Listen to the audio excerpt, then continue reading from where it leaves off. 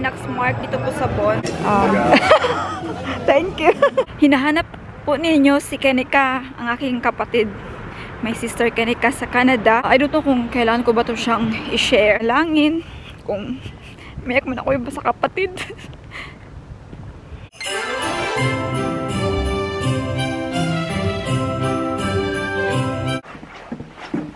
Good morning! Ay, buntag.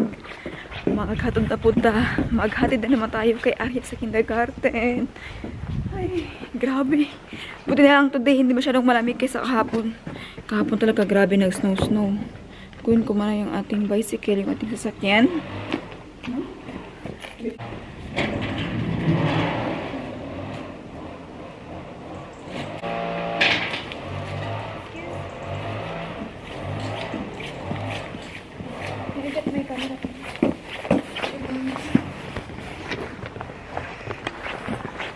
Ma'am. Hi.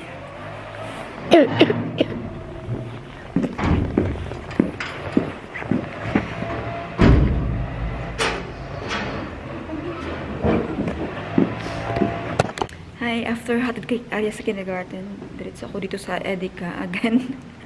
Yan yung aking daily routine, no? After kindergarten, diretso sa grocery. Kasi masarap kasi yung pagkain or ingredients na fresh. Eh, on the way naman siya. So, yan yung ating mga nabili. Yung mga gulay andito na, salad. At saka, ay, hello. Natingala na bigla yung German. Sinong kausap? Kinakausap ko yung sarili ko. So, ayan. Uwi na po tayo. At naubusan na rin tayo ng toilet. So, bili tayo ng whole package. Malaki kay, alam nyo, mas maka-budget pag yung isang paket na ba? Yung malakihan na yung bibilhin nyo. At yun din yung nakita ko sa amo ko, no? Wala, blurry man, eh. Yan, super blurry. Yun din yung napansin ko sa amo ko. Yun ang napansin ko sa amo ko na kapag bumibili sila ng mga gamit sa bahay or mga kailangan, daily needs, bumibili sila online, like Amazon or ano ba to? Basta may pinapadala sa kanila. Tapos, ang binibili niya, puro mga malalaki, mga malaking karton ng mga dishwasher, mga ganun ba? Malaking mga container, ganun. Kaya, pagtingin ko, kung iisipin mo, i-calculate mo, mas makakatipid pala talaga kapag bultuhan yung bibilhin nyo. At baka napansin nyo na iba yung aking cup ngayon kaysa kanina. Na-change ko kaya hindi na masyadong malamig today. Kahapon yung napakalamig kasi nag-snow. Ngayon ay hindi ko pa na-check kung ilang degrees. Pero sa nafe-feel ko ngayon hindi siya ganoon kalamig kaysa kahapon. So everyday pa iba-iba pa rin yung weather dito. Ayan, mag-bike. Uwi na po tayo. Yeah, mag-bike na ako. May nagko-kolekta na dito ng mga basurahan.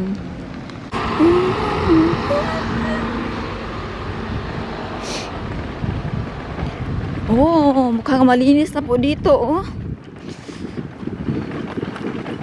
Hindi na siya pareho last time na ang dami-daming mga bleta or mga dahon.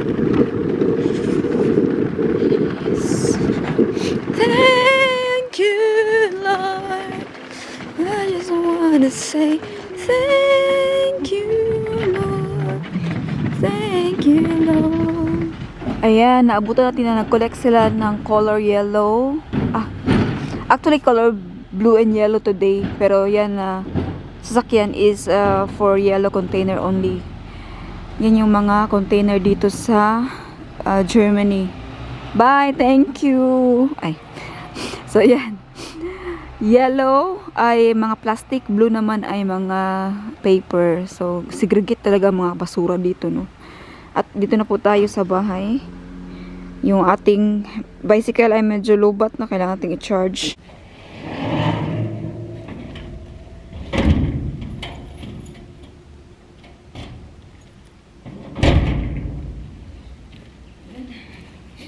Pasok na tayo. At ito na yung mga pinamili natin ni grocery. Magluluto na tayo. Ito na yung ating mga pinamili ni grocery kanina. Pero nakapagsaing na ako ng noodles. Ang problema, akala ko marami pang spaghetti. Sus, wala na pala, kaya Pinaghalo-halo ko siya, spaghetti, macaroni. Ano pa yung isa? Yung parang penne. Teka lang, tingnan ko ha. Ito, oh. Meron pala tayo ditong mga pansit. Pang-pasit ka doon. Grabe kagulo. Ayan, oh. Penne rigate. Number 73. So, yan. Pinaghalo ko siya. Spaghetti. Dami tayong klase-klase mga spaghetti dito. Mga noodles, no? Meron tayong bun noodle. Ito ay pang sabaw. At yung ating nilagay doon ay itong spaghetti number 5. Spaghetti number 5. Yan. Ito yung laging ginagamit natin pag mag-bolognese or any other spaghetti kay. Tama-tama lang yung kalaki niya. Parang sa atin lang talaga na spaghetti, no? Ngayon ay gagawa na ako ng sauce. Ang ating gagamitin ay itong creme fraiche. Yan. Ito. Isa lang yan. Tapos, yung ating gagawin na instant na oil, gagamit tayo ng butter with salt. Ito siya. And then, nalagyan tayo ng spinach. Pero, last na to, kumbaga pag naluto na siya, i-off ko na. Ay! Okay lang, discolored. Nangyari. Ayan. And then, hindi ko na siya lulutuin kaya ito, napakadaling maluto. Pag naluto na siya, no, cook na siya, tapos, i-off ko na. And then, ilagay natin yung spinach. Ay, ba't ko pa na-share? Alam nyo naman yan. Lagyan natin ng champignon or mushroom. Yan lang. Napakasimple lang ng ating lunch for today. Italian simplelado. Ay. Kasi napakasimple lang. Parang, kumbaga sa atin, fast food. Yan, fast food. Ang dami pala natin ditong mga mango, oh. 4. Eh, may isa pa pala ako dito. Diyos ko. Ano nangyari sa atin? Naglilihi na ata tayo. Naglilihi. Pala namin mango. Hindi, marami tayong mango kasi nagawa po tayo ng salad. Pero, different kind of salad. Ano tayo? Kakaiba na salad kasi ngayong 27, alam niyo, for the very first time in my life, normally, tradition po siya sa Amerika, pero gagawin po namin dito ngayon sa Germany. Ilang years na ako sa Germany? 13 years. Ay! Sa 13 years ko, ngayon pa lang kami mag-celebrate ng Thanksgiving. Yung meron talagang turkey. Di ba yung Thanksgiving, maglilitsyon sila ng turkey, ganun. So, yun po yung gagawin natin ngayong 27, Thanksgiving, no, Thursday. So, I'm very excited. Ang mga anak ko ay hindi sila makapunta, but I will try to invite them again. Kasi nga, may pasok. So, hindi sila pwedeng malate. And meron silang mga activity after school. Activity, tapos meron pa silang, mga assignment na gagawin. Ayan, kaya mahirap sila i-invite pag weekend. Yan, weekend or holidays, pwede natin silang ma-invite. So, yan, nagawin pa na ako ng sauce ngayon. Ayan, naluto na po yung ating spaghetti at yung ating sauce. Ay, hindi pa naman totally naluto yung ating sauce. Pero, ready na po siya. Nalagyan na natin yung ating cream. So, mukhang ready na po yung ating mushroom. Pwede natin ilagay yung ating cream. Ito yung ating cream and fraiche or ano to? Kasi parang French ito eh. So, lagyan na po natin. Ito yung sauce para mag-sticky yung ating noodles. After dito ay ilalagay natin siya sa ating noodles. Yan.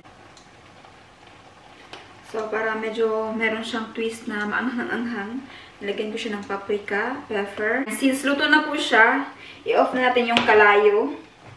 Yan. Tsaka na natin ilagay yung ating spinach, yung baby spinach. Yan. Sobrang sarap nito. Wow.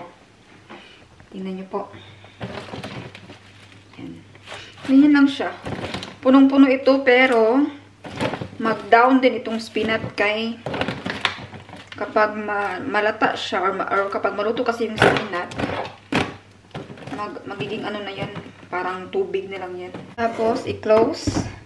And ready na po yung ating noodles. Italian noodles ala Stefania. Ay. May nangyari sa akin. Ay. So, yun, mag-prepare na ako. Now, it's time for myself para maligo tayo, mag-ayos tayo. At dadalhin natin ito, ibabao natin sa ating trabaho. Tapos mamaya, gusto ko sana ipakita sa inyo yung, ano bang tawag yun, yung Vinax Smart dito po sa aming city. Kaya lang, hindi ko alam kung may time pa ba. Kasi 12 na. 2 hours na mag-work. Tapos kailangan kong kunin si Arya alas 4. So, 1, 2, 3. Wala ng oras. Pero we will see later. Pagkatapos natin magluto, ang ginagawa ko lagi ay hinuhugasan or tinatrapuhan natin agad yung ating lutuan dito banda habang mainit-init pa siya. Para yung fats po ay hindi po siya kapit at madali po siya matanggal. Gumagamit din po ako ng fat looser. Pampatagal ng mga fats. Ayan. Ganyan lang. Tapos trapo lang. And then, i-dry lang natin ito. Ganyan lang siya, oh. Tingnan nyo, nag-aso-aso pa siya kasi medyo mainit-init pa kasi. Yan yung time na madaling matanggal yung mga fat, yung mga dumi-dumi. Ayan. At isalin na lang din natin ito kahit konti lang naman. Okay lang. Ayan siya. Sa dami natin gamit dito, wala na, parang na siyang overcrowded, no? Parang hindi na siya minimalist. Tingnan kasi marami tayong mga gamit sa kusina. Eh, ginagamit naman natin everyday. So, okay lang yan dito i-display. Medyo, yung kusina malaki siya, pero ngayon kasi, ngayon na time ngayon na era, ang dami ng mga machines na nakakapagpasimple ng ating pagluluto. Kaya, dumarami na rin siya, kaya naging super crowded na yung ating kusina. Ayan o, meron tayo ditong air cooker. Tulungan nyo ako, basta air. Lagay nyo siya dyan, ano na siya, maluluto siya. Ito naman toaster, pang-init, pang-kape ulit. Medyo crowded pa to. Meron pa nga tayong, yung pang-pancake, meron pa. Pero hindi ko na nilagay, nilagay ko na sa gilid. So yan, super easy nating kusina, shine and shimmering na. Ibalik natin yung ating kaldero. Ayan, kaya, ano pa naman siya, oh, kapag nag-red, medyo mainit-init pa. Ito siya, niluto ni Tia, popcorn. Yan lang, kaya mamaya baka kainin niya yan. So yan lang po, magbibihis na ako. Hi, sa labas na po tayo at ayan na po yung ating baon. Kaya magtrabaho, meron na tayong Dunkin Donut dyan. Kasi last time nagbili tayo, eh hindi na ubos, sayang. Kaya sabi ko, babaunin ko na lang. Pero nakita ko yung ating mga basurahan dito sa labas. Parang yung ating basurahan na lang naiwan, kaya kukunin ko siya. Ilalagay ko muna doon sa ating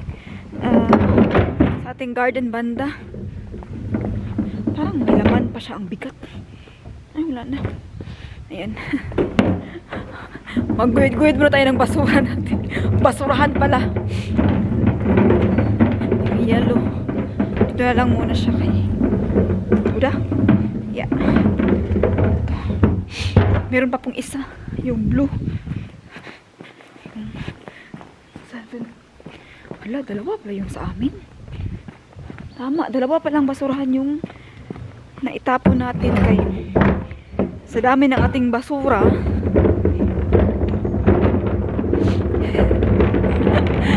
Weird. Hindi tayo masyadong magtagal kay yung ating bus. Ayan. Okay na po yan. Ngayon ay i-catch natin yung bus natin. Sana makuha pa.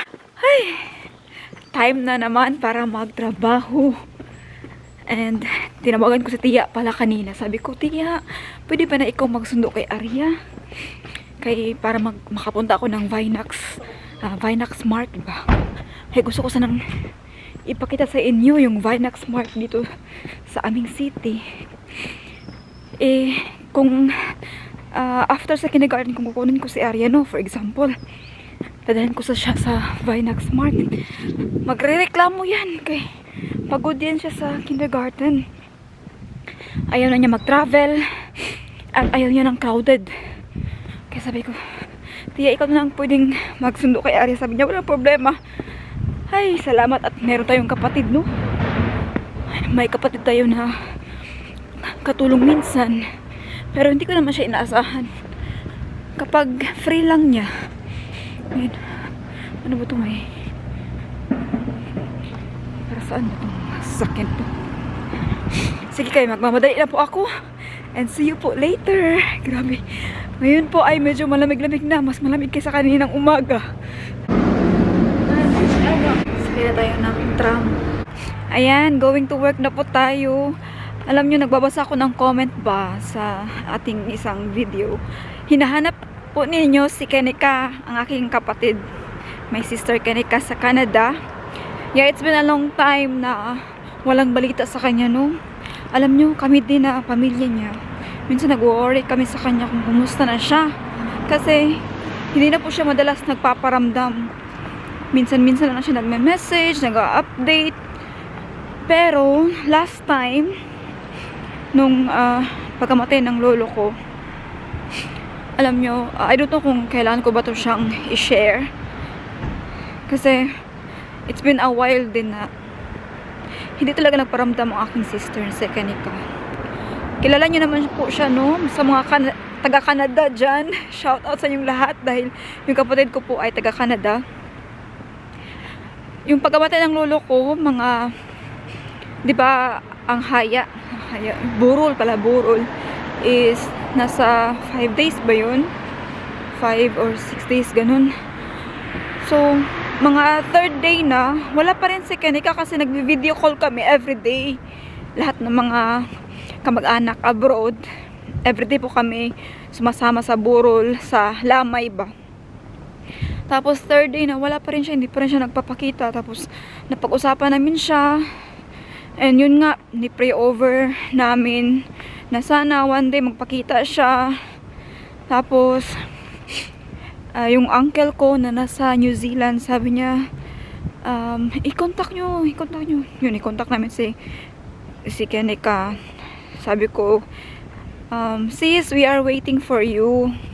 We want you to know that kasama ka sa aming panalangin.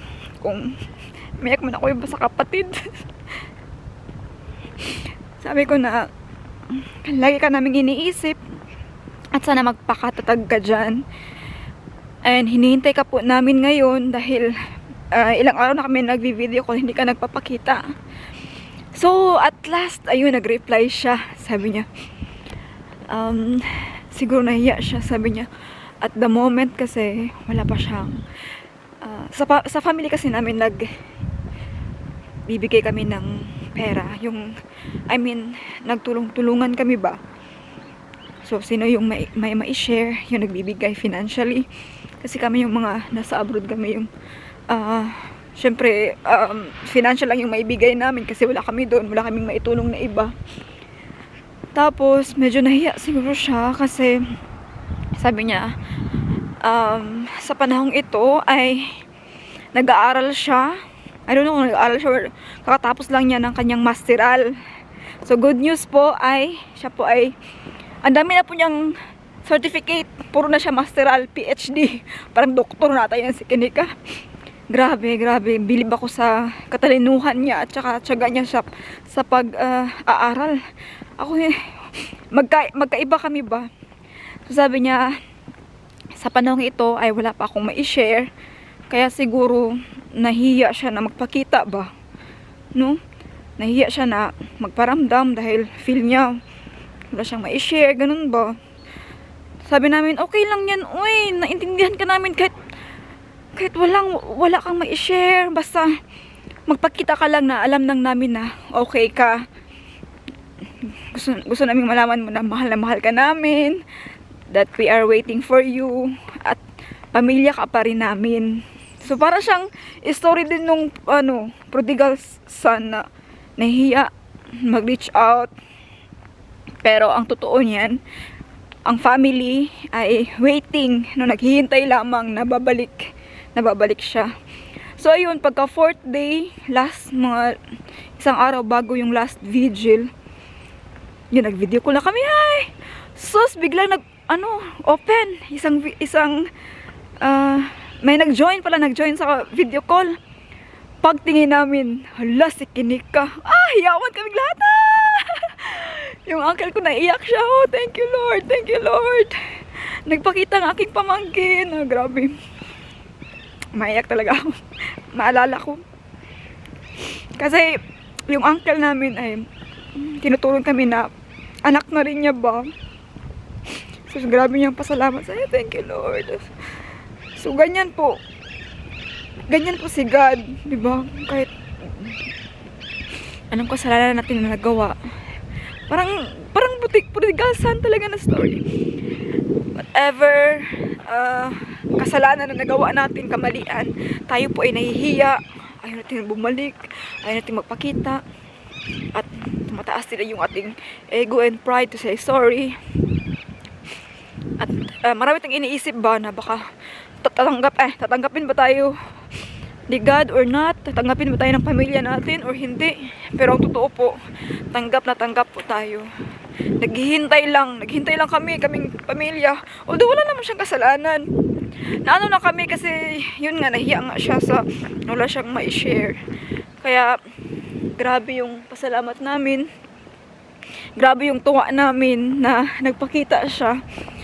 So sana lesson learned din sa ibang kapamilya na nag-iisip kayo na ay nahihiya ka na bumalik sa family, mag-reach out, or yung mga may hidwaan or may mga kaaway lalo na sa pamilya, nahihiya kayo, or like parang ako dati umalis sa bahay ni mama tapos nahihiya na bumalik. Pero totoo, yung mama ko iyak na iyak. Nasaan yung anak ko? Hinihintay lang po tayo ng ating family. Hinihintay lang po tayo ng ating nanay, tatay. Naghihintay lang po lahat ng pamilya nyo para bumalik kayo. At yun nga, sobrang tuwa namin na si Kenika po ay very okay. Nasa mabuti pong kalagayan si Kenika. Huwag po kayong mag-alala kayong lahat. At salamat po sa concern nyo sa kanya. At yeah, napakasaya namin na makita siya muli. And hindi pa siguro siya magsa-social media kasi tinatapos niya yung kanyang mga papers for schooling. Kasi diba nakapagtapos na siya, grabe. Sabi ko nga, gusto ko na pag mag-graduate siya, mag-a-attend kami, ganun. Pero ayaw man niya kay sabi niya, normal lang yung mga graduate na yan. Diba? So, I'm so proud of my sister, Kenika. Ken, kung nanonood ka ngayon, shout out to you. And I hope someday na magkasama tayo dito sa Germany ulit. Or kami po ang pupunta sa'yo. Hintayin po namin yung araw na yan. And we miss you. Mag-ingat ka palagi dyan. So, papasok na po ko sa aking trabaho. Sorry, nihingal na ako. Dahil malapit na po ako. See you! Hi! Tapos ako magtrabaho at dumiris tayo dito sa city kay mga 3 or 4 na stops lang naman sa tram. Kaya mas malapit ito kaysa papunta ng bahay sa doon sa Godesberg. Ayan, dito po tayo ngayon sa Bonner Weihnachtsmarkt. Teka lang, parang di masyadong kita, no? Yan, medyo blurry. Ayan. Ay. Sorry. Ayan siya. Sige. So, yung Weihnachtsmarkt, lumalabas lang po itong mga stall na ganito tuwing Christmas. Medyo nahiya ako na kung mag-vlog-vlog. Tinitingnan ako ng mga German. So, yan, every stall, bahay-bahay, kubo. Iba-iba yung kanilang mga binibenta. Mostly dito nagbibenta pala ng blue wine. It's like a wine pero mainit. Tapos, mostly din mga binibenta dito ay mga pagkain. Like mga sausage, ganyan, mga natawag yan, mga barbecue. Ang tatangkad ng kasabay ko dyan. At saka meron na din mga parang fry na kartoffel or fresh vegan and mga potato. Iba-iba yung pakulo dito. So, ang Christmas time sa Germany hindi po ganun ka boring dahil sa Weihnachtsmarkt. Nakakatuwa. Malabas yung mga tao. Alam. Yan o, may mga fish. Baka may Filipino nakakita sa akin nung nag-vlog ako dito. Ayan sila. Ayan, pasok na po tayo. Hala, ang daming mga Filipino. Ang daming mga kababayan. Pero okay lang po yan. Isn't that where...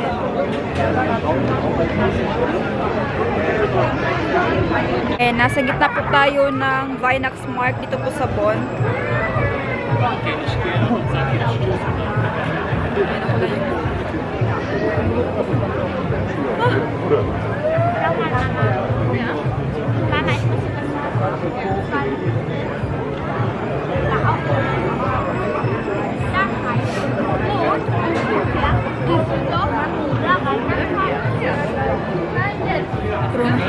Parang malamig sa tenga.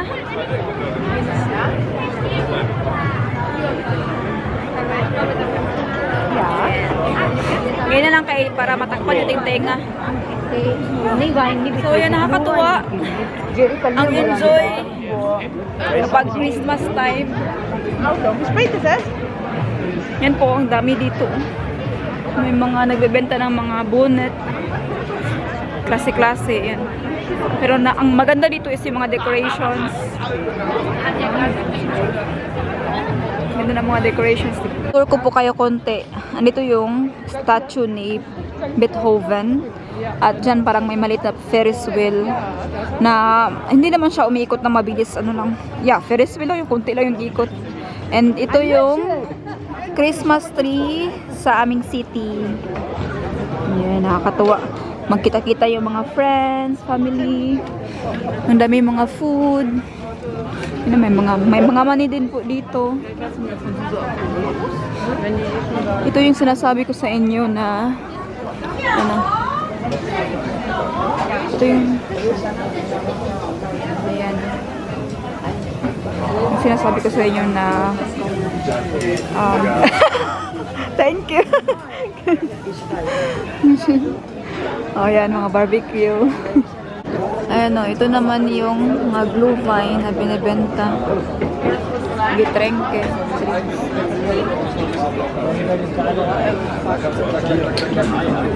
Ayan o, blue vine. May mga sweets din, popcorn, mandel. Ayan. Mga, anong tawag yan? Waffle, crepes. Mga decorations na binibenta. Ayan. Stuffed toys, sausages. Ito oh, mga Christmas decorations. Ang dami na. Ayan oh, ang liliit.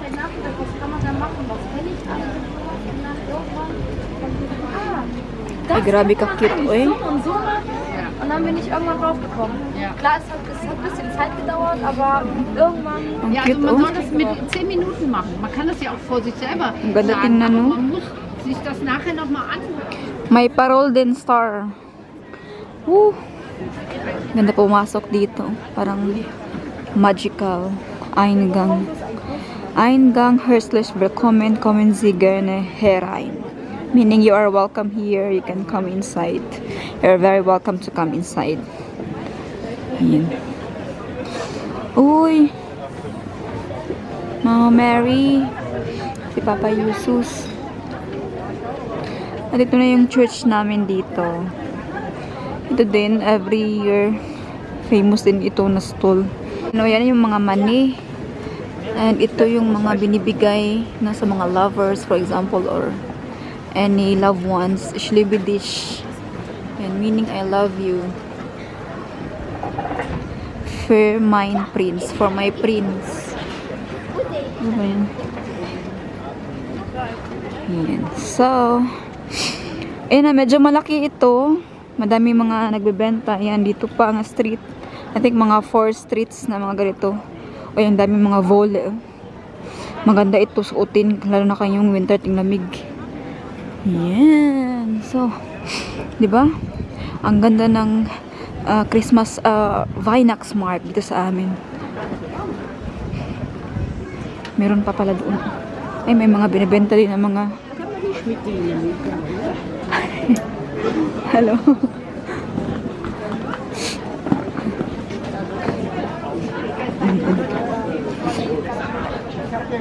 Ayun na, gumagalaw siya. Weihnachtsmann, du alter Schwede. Uy. Halt nicht erst die Lampe Nagsasalita din siya. packe die Geschenke aus und verlasse unser Haus. Nakakatuwa. Mga leather din. May mga binibenta dito. Yan, mga belt. Tapos mga, dito naman candles. Yan, oh. Grabe, nakatalented, no? Ito mga inuukit. Naghanap ako ng kakilala. Baka sakali may kakilala tayo. Pero wala man. Kaya, uwi na lang ako, uwi. Kaya parang boring na ikaw lang mag-isa mag-Binax Smart. Next time na lang mag-invite tayo ng friends or family. Sana sila tipoy din, may time. Ayun. Uwi na po ako.